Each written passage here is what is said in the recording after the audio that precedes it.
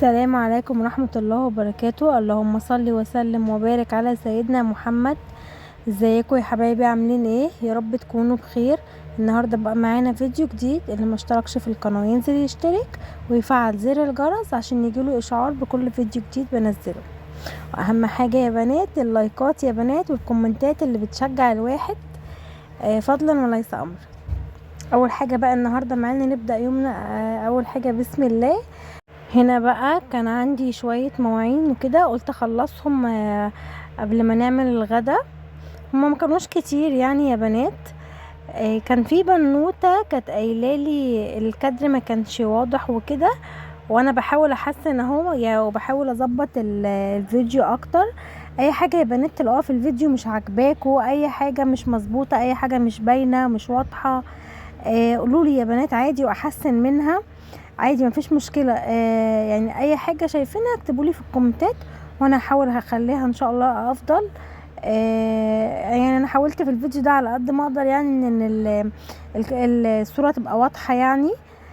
بس انتوا عارفين يا بنات ان احنا عيلة واحدة.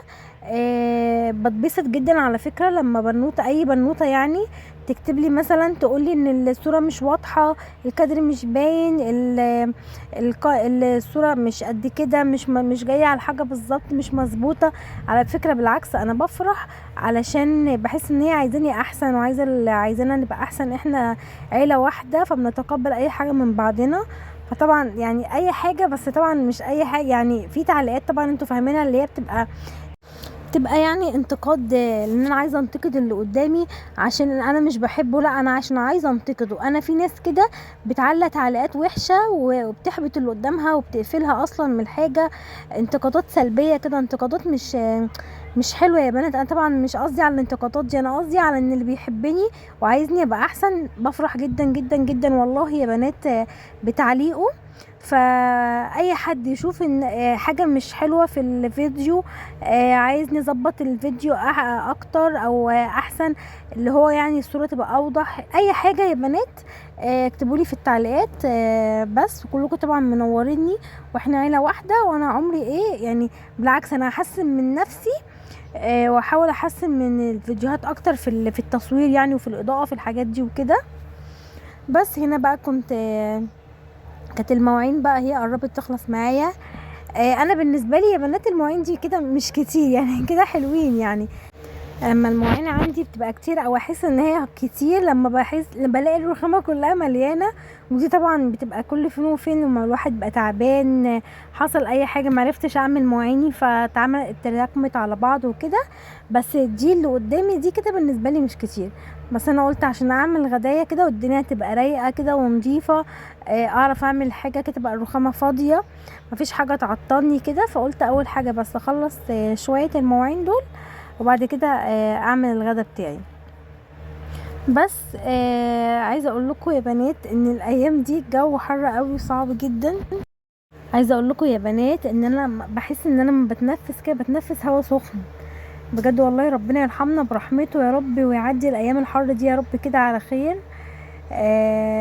بس هنا بقى كنت خلصت المواعين شطفتها بقى كده وخلصتها، وقلت برضو ادي دعكه كده للفلتر. على فكره يا بنات انتوا لو ممكن بنت تقولي مثلا تطلع تقولي مثلا تعلقلي تقولي على فكره الشمعه مش نظيفه. والله يا بنات انا بغير الشمعه دي على طول باستمرار. انا مسافه ما بغيرها ما بتقعدش معايا يوم يومين بالكتير والاقيها بقت كده. والله يا بنات يعني انا عندي اولاد وبخاف عليهم طبعا وما بشربهمش طبعا حاجه مش نظيفه ولا ميه ملوثه. والله يا بنات بتتغير معايا باستمرار. بس هي مسافه ما جوزي بيغيرها يومين وبلاقيها عملت كده، يعني بلاقيها اتبهدلت على طول كده، بقت غيرت اللون كده وعملت زي ما انتوا شايفين. اما انا خالص على فكره ما بطولش جدا، ما بطولش خالص والله يا جماعه في تغيير الشمعه، لان انا بخاف على نفسي وولادي وجوزي فمش هنشرب ميه مش حلوه يعني يا بنات. بس هنا بقى انا بحب برضه اشيلها دي عشان ادعكها كويس، وعشان برضه ما فيش صابون يخش جوه الفلتر وكده. قلت اديله دعكه كده وبرضو ادعك برضو الحته اللي وراه، مش هعمل يعني حاجه كبيره، حته بس كده اللي حواليا. قلت بالمره يعني يا بنات ندي دعكه كده بقى تبقى الدنيا كده نظيفه حوالينا. هي اصلا يعني المطبخ لسه يعني عاملاه قريب فنضيف، بس قلت الحته دي بس كده عشان خلاص قلت شلت الفلتر بقى، فقلت بالمره بقى. بس طب اصلا النفسيه كانت بتبقى حلوه كده لما يبقى في رغاوي كده قدامك وروايح جميله كده، وانت بتغسلي اي حاجه كده وتلاقيها عملت رغاوي كتير. احلى حاجه على فكره، احلى احساس والله، وما بتنضف والحاجه بتبقى قدامك حلوه وريحتها جميله كده والدنيا كده بتبقى حواليكي كده نظيفه، فنفسيه الواحد بتبقى حلوه يعني. بتتشجعي اصلا ان انت تبقى عايزه تعملي حاجات اكتر واكتر. نفسك بتبقى مفتوحه كده وانت واقفه بتعملي غداكي، بتعملي اي حاجه في المطبخ. فدي اهم حاجه يا بنات، لان انتوا عارفين ان اغلبيه وقتنا بيبقى في المطبخ وكده. فربنا يقويكم ويقوينا يا رب ويعيننا يا رب، اللهم امين. هنا بقى ايه، بدي مسحه كده للحيطه. بصوا كده يا بنات، انا ظبطت الكاميرا قلت عشان يعني تبقى واضحه اكتر يعني. سامحوني بقى لو في حاجه في الفيديو كده مش واضحه، بس انا والله على قد ما اقدر بحاول اوضح الصوره يعني واخليها يعني، والاضاءه تبقى كويسه يعني وكده يا بنات. بس دي بقى شطفه كده ندعكم كمان الحوض. فوق يا بنات، انا معرفتش اما جيت اشطفها وكده معرفتش اكب ميه كتير، لان انتوا فاهمين عندي يعني المية عندي مش بتقع في الحوض، وفي نفس الوقت اللي عندي مش الرخامة ملهاش سور يعني، فطبعا المية كلها هتقع في الارض، مع ان طبعا في كهرباء، فانا ما حبيتش اكب مية كتير، او اكب مية بمعنى صح ان حاجات بسيطة كده عشان الكهرباء، وعشان زي ما انتوا فاهمين الرخامة. انا هحاول باذن الله اشوف لها حل، لان المية اصلا بوظت لي حاجات كتير ودايما بهدله لي الارض يعني. فقلت ان شاء الله باذن الله احاول بقى اشوف حل للمشكله دي يعني وكده. هنا برضو يا بنات قلت بقى ادي برضو دعكه كده حلوه محترمه كده للحوض كده، عشان يبقى بيلمع كده ونضيف كده والدنيا كده حواليكي كده تبقى بتلمع كلها كده. طبعا احساس النظافه ده طبعا حلو قوي قوي يا بنات. ربنا يديم علينا صحتنا يا رب. بس هنا بقى خلاص بقى كنت بمسح. بصوا يا بنات، انا بقيت بقى بشطف الفوطه كده وبمسح بيها زي ما قلت لكم، عشان انا بخاف برضو من الكهرباء. بس هنا بقى برضو هدي بقى للحته كلها، الحته كلها اللي انا دعكتها امسحها كويس بالفوطه. بس طبعا محدش لسه حط اللايك يعني فضلا وليس امرا يا بنات. انتوا عارفين ان هو بيشجعني، واللي هينزل بقى يحط اللايك يا بنات يكتب بقى تعليق بقى كده حلو كده، تعليق كده جميل كده يفتح النفس كده، يفتح النفس كده على الواحد يوم يعمل فيديوهات اكتر كده يا بنات. هنا برضو كده اديت شطفه كده اخيره كده للفلتر كده وحطيته. بصوا يا بنات، انا كده كنت مسحت كويس على فكره، الدنيا كده بقت فله شمعة منوره كده ونضيفه. قلت برضو امسح الحته دي كده مطرح الصابون اللي كان موجود. هنا بقى يا بنات كده انا خلاص كنت خلصت وشطفت برضو دي كده، وهحطها برضو بقى على الرخامه، وخلاص مسحت كله والدنيا تمام وبقت نضيفه.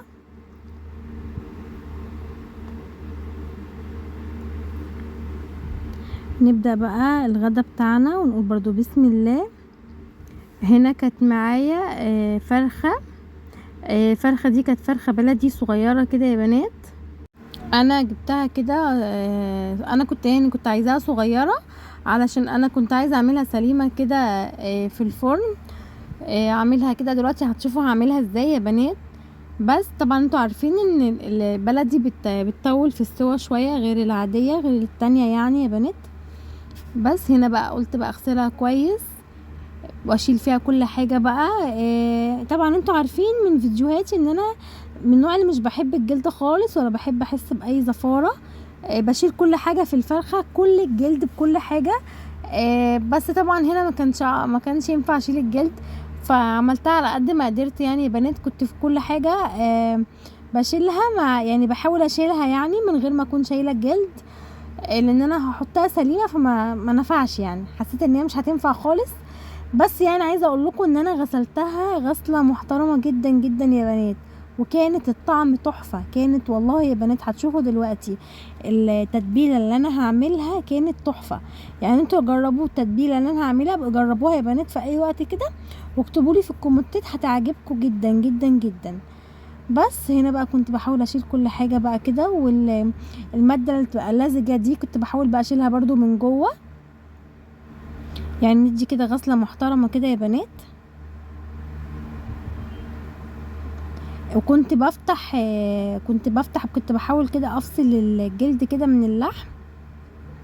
وبرضو اصلا مش عشان الغسيل بس يا بنات، هو طبعا الغسيل مهم، بس انا كمان فتحتها عشان طبعا انتي المفروض تبقي بتحطي التتبيله من جواها، التتبيله توصل لكل حته كده في الفرخه، فانتي بتفتحيها طبعا وانتي بتنضفيها عشان تنضفيها وعشان برضو التتبيله بعد كده. انا اسفه يا بنات ان هي لو مش باينه قوي، ان لو دراعي مداري شويه، بس انا والله حاولت على قد ما اقدر ابين، يعني احاول ابين يعني الحوض كده كويس، بس ما عرفتش اكتر من كده والله يا بنات، سامحوني بقى. عايزه اقول لكم يا بنات ان انا كمان مرضيش اطول عليكم الفيديو يعني، فوقفت غسلتها كويس جدا جدا. انا اشوف انا غسلتها معاكم شويه، وبرده والله يا بنات وقفت عشان اغسلها اكتر، بقى يعني اغسلها من كل حاجه كده فيها، واشيل كل حاجه كده فيها عشان تبقى طبعا زي الفل، ومفيش طبعا ريحه زفاره، لان انتوا برضو عارفين ان البلدي بتبقى زفر اكتر. بس هنا كنت غسلتها كويس جدا جدا يا بنات. وده بقى محلول النقع، مليت بقى شويه ميه وهحط فيها كده 4 معالق ملح، وهحط فيها برضو 4 معالق سكر. شوفوا يعني انتوا يعني على حسب الكميه اللي انتوا عاملينها، يعني طبعا بتزودوا لو مثلا حاطين فرختين فبتزودوا الميه وكده. بس يبقى هنا 4 معالق سكر، 4 معالق ملح، وشويه خل، برضو انتي على حسب الحاجه اللي عندك، وبرضو ليمون. انا هنا عصرت 4 ليمونات، هحط فيها 4 ليمونات وشويه خل انتوا شايفينهم دول. طبعا البتاع ما بتنزلش كتير يعني يا بنات، فحطيت شويه كده. وهنا بقى هحط 4 ليمونات. ده بقى كده مع محلول النقع. عارفه ان انت ممكن تعملي، على فكره ممكن تعملي كده بالحاجات اللي انا حطيتها دي من غير ميه عادي، بس انا بحب يعني ايه، بعملها كده وبعملها كده، بس بحس ان المحلول بيشيل اكتر يعني. بس عادي يا بنات، انا ساعات بعملها كده من غير ميه، وساعات بعملها كده، اللي يريحكم. المهم الفرخه تبقى ما فيهاش زفاره كده، وتبقى نظيفه وتبقى حلوه يعني، الواحد كده بياكل بنفسي يعني يا بنات. هنا كده خلاص كنت عملتها، حطيت بقى عملت المحلول، وننزل بقى بالفرخه بتاعتنا. بصوا يا بنات، كانت زي الفل يا بنات والله. بصي بقى فتحتها ازاي، انا بحاول اوريها لكم. في ناس بتفتحها بعد ما بتغسلها، لا انا حبيت افتحها وانا بغسلها علشان كل حاجه جواها تبقى اتشالت. شايفين يا بنات؟ هنا بقى انا كان عندي وقت صراحه يا بنات، يعني انتي لو ما عندكيش وقت ممكن تنقعيها نص ساعه، بس انا اليوم ده كان عندي وقت فانا سبتها ساعتين صراحه. بس عادي لو ما عندكيش وقت وسبتيها نص ساعه برضو هتبقى نظيفه، ومش هيبقى فيها زفاره، هتبقى يعني اتنقعت برضو، تبقى يعني هتبقى حلوه يعني يا بنات. هنا بقى التتبيله بتاعتي. اول بقى حاجه يا بنات، هنا كان معايا الطماطم وبصل وفلفل و3 فصوص توم. هنا كانت بصلايه واحده، والطماطم كنت حاطه 4 طماطمات، بس انا كنت حطاهم صغيرين يا بنات، فانتوا لو هتحطوا طماطم كبيره شويه حطوا طماطمتين. وحاطه فلفل كوبي واحده. وهنا كده كانوا معلقتين صلصه. بهاراتي بقى يا بنات هقولها لكم دلوقتي. دي الفرخه يا بنات بعد النقع كانت زي الفل والله يا بنات.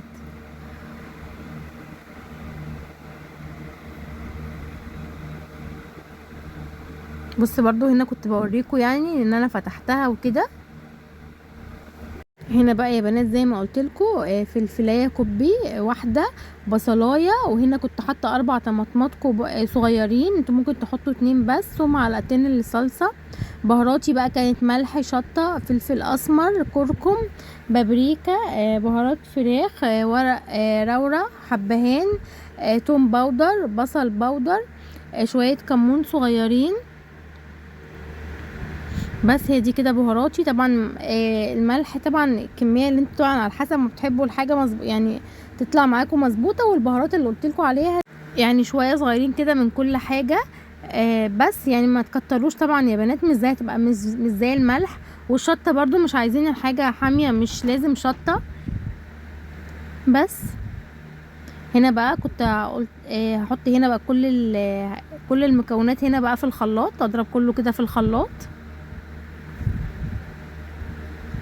عايزين تدوا ضربة خفيفة كده بحيث ان الحاجة ما تبقاش سايلة جامد، عايزين تضربوها برضو ضربتين حلوين كده تبقى الحاجة سايلة برضو، ما فيش مشكلة عادي.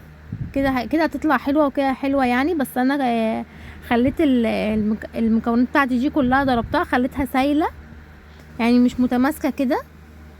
عايزين برضو تبشروها وتحطوا بهاراتكم كده عادي، وعلى الفراخ برضو هتطلع جميلة. وهنا كنت حطيت برضو في الخلاط معاهم شوية خل وشوية زيت،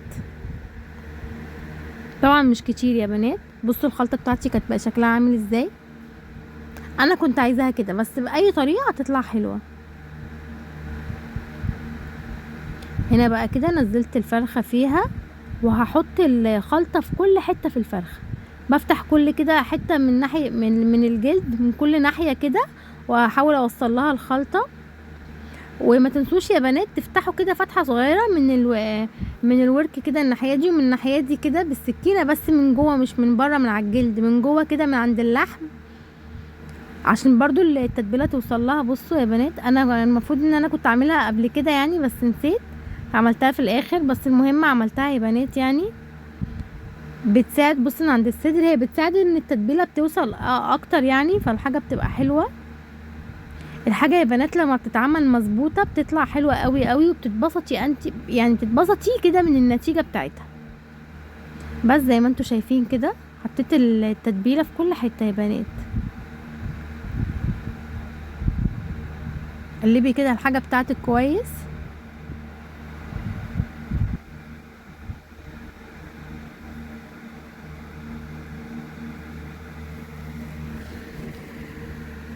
هنا بقى كان معايا بصلايه وثلاث طماطمات، اما هقطعهم كده طرنشات وهتحطوا في القعر، تحطيهم كده في قعر الصينيه يبقوا تحت الفرخه كده. برضو زي ما قلتلكوا على حسب الكميه اللي انتوا عاملينها وعلى حسب الصينيه اللي انتوا حاطينها. طبعا انتوا كده بالنظر كده هتبقوا عارفين هتقطعوا الحاجه قد ايه. يعني هنا قلت انا قلت هنا بصلايه يعني كويسه وهقطع عليها 3 طماطمات. انا هنا الصينيه عندي ما كانتش كبيره لان انتوا زي ما انتوا عارفين ان الفرخه كانت صغيره، فمش محتاجه اجيب حاجه كبيره يعني، فالكميه دي كانت كويسه يعني. ما تحطوش يا بنات ما تحطوش ملح وكده عشان ما تبقاش حادقه معاكم اكتر، عشان الصوص كله ده هينزل على الطماطم والبصل يعني، فعشان ما تحدقش منكم جامد، عشان لو حد حب ياكلها يعني مع الفراخ. انا كنت حاطه معلقه ملح كبيره، يعني كانت مظبوطه يعني بالنسبه لي، مش كبيره قوي يعني مش تملوها على الاخر يا بنات.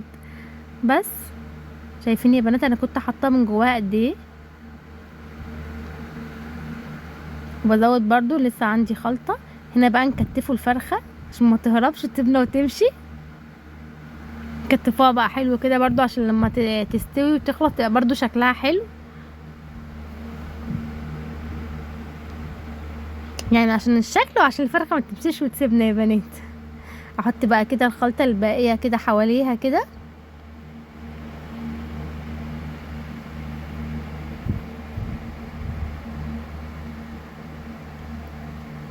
وزعي بقى كده الخلطه بتاعتك كويس.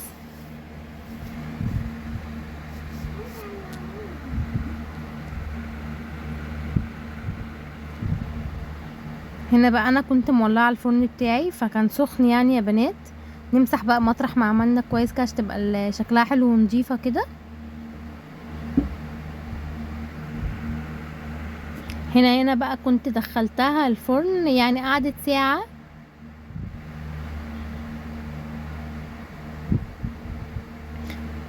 برضو على حسب الحاجة اللي انتوا بتعملوها. انا بقى يعني ممكن الحاجة لو الفرخة كبيرة شوية تاخد وقت اكتر يعني كده، فاهميني يا بنات؟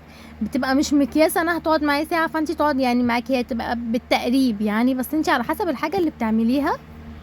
هنا بقى قلت اعمل معاكم الرز. نزلت كده بقى بالمكرونه الشعريه. انا هعمل رز بشعريه يا بنات جنبها. حطيت بقى حته يعني سمنه، كانت حته قصدي سوري يا بنات، زبده وشويه زيت. انتوا بقى تحطوا اللي انتوا عايزينه، اللي انتوا بتحبوه عادي، اي حاجه يا بنات هتطلع منكم حلوه. واهم حاجه يا بنات ان احنا نسمي بالله. هنا بقى لما ادتني اللون الذهبي ده، نزلت بقى بالرز تقلبتين بقى كده يا بنات، وبننزل بالميه. الميه طبعا عندي كانت مغليه، بتساعد ان الميه بتتشرب معاكي اسرع، يعني مش بتطول لما غير ما بتحطيها كده من الحنفيه. نزلي بقى اي مكرونه كده بقى على الحروف، وحطي بقى الملح بتاعك كده واظبطي الدنيا كده، وغطيها بقى. لما الميه تتشرب هتوطي عليها زي ما انتوا عارفين الطريقه بتاعتي. انا ما بقلبش ولا بشيل غطا من عليها، انا بسيبها يا دوبك تتشرب. بحطها في العين اللي ورا، مش على العين دي العين الكبيره، فبحطها على العين الصغيره. بوطي خالص، بسيبها 10 دقايق، وبعد كده بطفي عليها من غير ما بشيل الغطا. بتكمل السوا بتاعها بالبخار عبال ما الحاجه اللي انت بتعمليها مع الرز بتخلص، بيكون الرز زي الفل. والله يا بنات ولا بقلب ولا اي حاجه خالص، زي ما انتوا شايفين الرز بتاعي اهو. وعملت برضو طبق سلطه، وده كان بتنجان انا كنت يعني عاملاه. بصوا يا بنات الفرخه بقى شكلها عامل ازاي، ما اتحرقتش خالص على فكره يا بنات. انا اللي بحب اديها لون، بحب الحاجه تنشف سنه معايا. بس كانت تحفه تحفه يا بنات، والله العظيم كانت سكر. يعني جربوا الطريقه دي هتعجبكم قوي يا بنات والله. عايزه اوريكم برضو ان هي استوت معايا، بس هي كانت سخنه جدا على فكره. انا كنت لسه مطلعاها، ما كنتش عارفه امسكها يعني، بس والله كانت زبده معايا يعني، استوت وكانت جميله.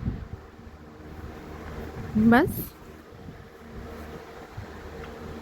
الشكل كان تحفه، يعني الشكل والطعم مش شكل بس يا بنات والله. يا رب بقى الفيديو يكون عجبكم. يلا كومنتاتكم بقى الجميله اللي بتفرح كده، ولايكاتكم يا بنات، واللي ما اشتركش في القناه ينزل يشترك يا بنات. اشوفكم بقى في فيديو جديد، مع السلامه.